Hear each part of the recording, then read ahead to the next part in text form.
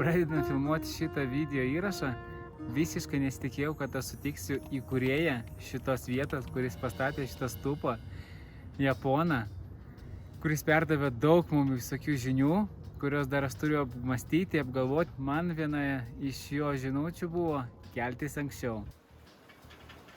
Paskui prasibėgimas rytinis Vilniuje, o pas mus Himalajuose pakilimas į Šanti stupą.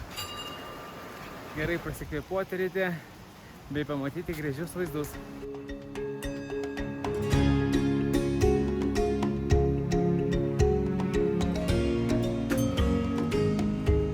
Na ką čia padarei? Pasukau maldos ratą. Pasimedžiau. Kaip greitai, ne? Pasisekė. Kaip sugalvojo vienu. Apėjimą, ne? Kas anksti keliasi, tam sekasi. Malonu stebėti, kai ryte močiutė jau savo sode skina žoleles ir greitu metu bus skanus pusryčiai pas ją, nes tokiu būdu pas vietinius auga šalia namų viskas, kas reikalinga ant lėkštės, nes jie dažniausiai valgo tai, ką patys augina.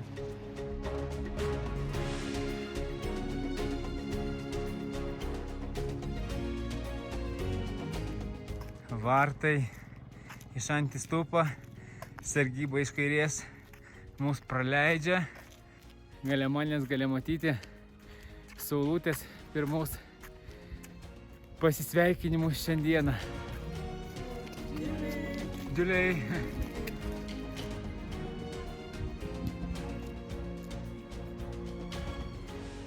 Į Šanti stupos atsiveria gražus vaizdas į jų vienuolyną miestelėje.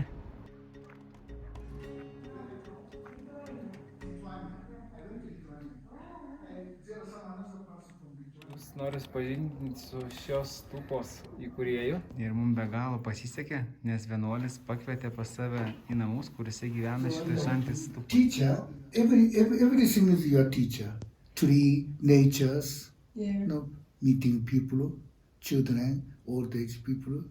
So if you want to learn something, everybody is teacher. Yeah, I'm looking at people like at my teachers. I Yeah. always, even then something happening not really what doesn't give me pleasure, something not very good. I always think about that. Because you are try to judge teacher.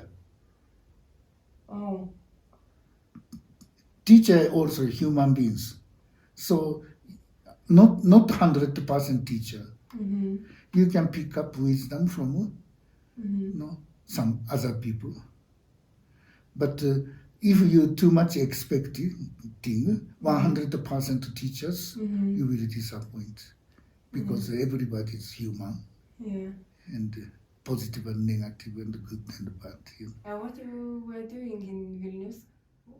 Meeting people. Meeting people, yeah. And after that, going to Klaipedia. Yeah. Yeah. Yeah, see. And Amber.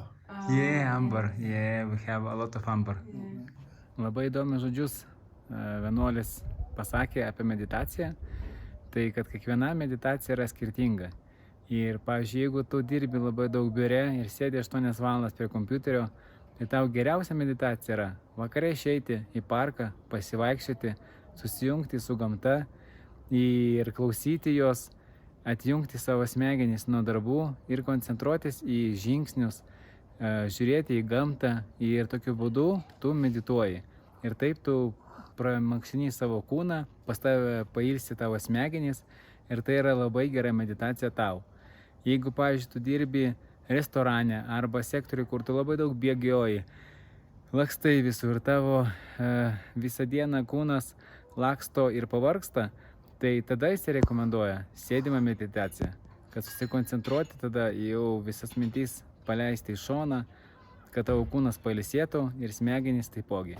Tai vat labai įdomią mintį davė, kad kiekvienam yra skirtinga meditacija. Ir aš pasipaklausiu, kokią rekomendaciją gali duoti jums, lietuviams, broliams, seserims. Maybe have some recommendation for my guys from Lithuania. For Lithuania? Yeah. Oh. Just like that. No. Okay. Yeah. Tai jisai pasakė, kad pagalvos man paskambins ir dar kartą aš pasiužeisiu svečius ir jis man perduos žinutę jums.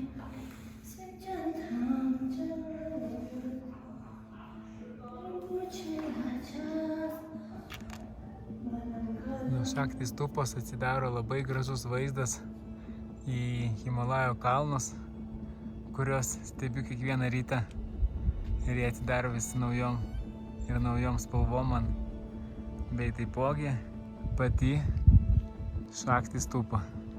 Iš toli jie atrodo didinga, o iš arti gali pažiūrėti kiekvieną elementą ir pasigrožėti dar ir dar. Tikrai jinai yra graži, didinga ir turi kažkokią savo paslaptį viduje.